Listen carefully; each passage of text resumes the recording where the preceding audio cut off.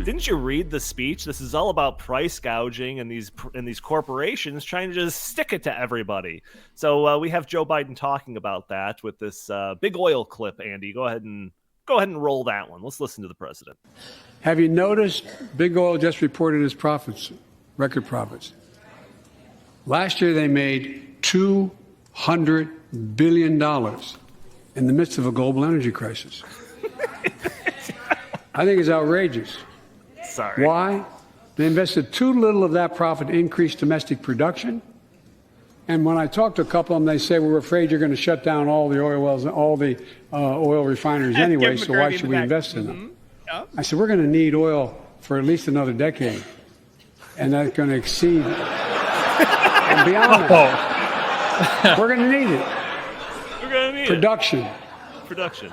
If they had, in fact, invested in the production to keep gas prices down, instead, they used the record profits to buy back their own stock, rewarding the CEOs and shareholders. Corporations ought to do the right thing.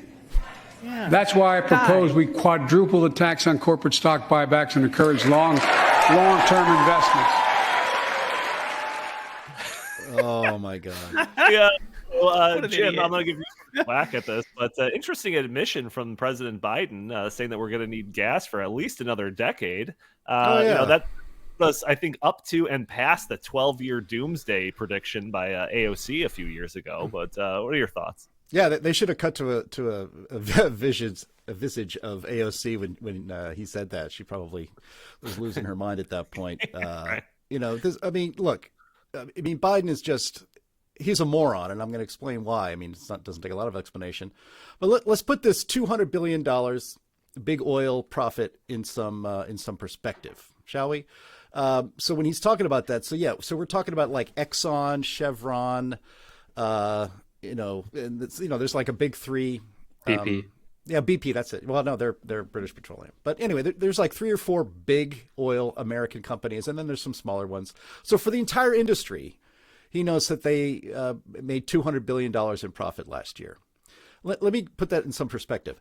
Apple, just Apple, profit $394.3 billion. Just one company, not an entire industry, one company. Amazon, $514 billion in profits and $180 billion just in the fourth quarter of 2022. Google, $283 billion. Microsoft, $136 billion. Walmart, $144 billion. Again, these are individual companies, not entire industries. And so, the idea that $200 billion is somehow outrageous when you compare it to what's actually, other companies, it's not that much. It's not that much at all. So, but his criticism here is that the big oil companies are just doing stock buybacks and they're letting their investors get rich and themselves get rich when they're not investing back into producing more oil. Well, maybe they would if you would stopping them from getting leases and exploiting those leases to get oil out of the ground. And even refineries. I don't think we've built a new oil refinery in this country for at least 30 years, something like that, maybe 2 of them in the last 40 years.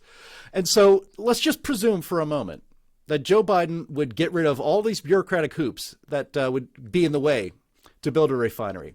And you can imagine that, all of his environmentalist supporters like AOC and others, do you think they're going to sit back and allow that? They're going to allow Biden to waive these environmental regulations so that we can get a few new refineries built in this country?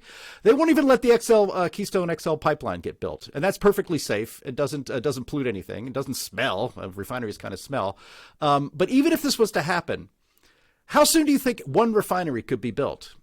And again, he says he's going to, phase out fossil fuels in 10 years. His plan is by 2035 to be net zero. And all of this renewable energy will come online.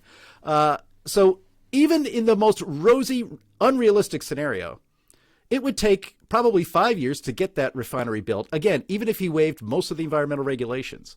So then you're telling me that these big oil companies are going to spend all of this money to build refineries that they can only operate for about 5 years before he starts making them bring it all down again? That is idiotic.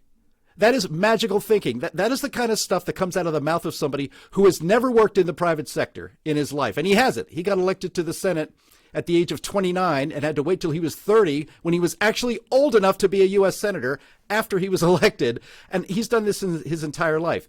All he knows how to do is grift from productive private businesses, like his crackhead son had that deal with the Chinese energy company. That he knows how to do. Allegedly. No, he's a crackhead. It's not allegedly. He's an alleged human trafficker. No, AOC said it's half fake. Yeah, sure, half fake. I'm kidding. But so Joe Biden's great at grifting off of companies that are actually productive. But this guy wouldn't even know how to run an ice cream shop, let alone an entire I don't know. industry. Biden really likes ice cream. He really loves ice cream. Doesn't mean he can run a shop, let alone a global energy company. He is a moron, and he was deservedly laughed at in that State of the Union address because he doesn't know what he's talking about. He absolutely has no idea what he's talking about, and hopefully people didn't buy it.